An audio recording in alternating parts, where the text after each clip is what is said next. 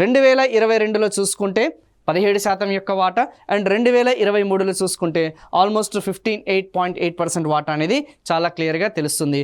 Almost 1.2% వాటా అనేది share అనేది తగ్గింది. అంటే దీని యొక్క పర్యావసనం ఏంటి, దీని యొక్క సారాంశం ఏంటి అంటే ఈ యొక్క పారిశ్రామీకరణ రంగానికి సంబంధించిన షేర్ అనేది ఏదైతే ఉందో సేవా రంగానికి సంబంధించిన వాటా అనేది మెల్లమెల్లగా పెరుగుతూ వస్తుంది.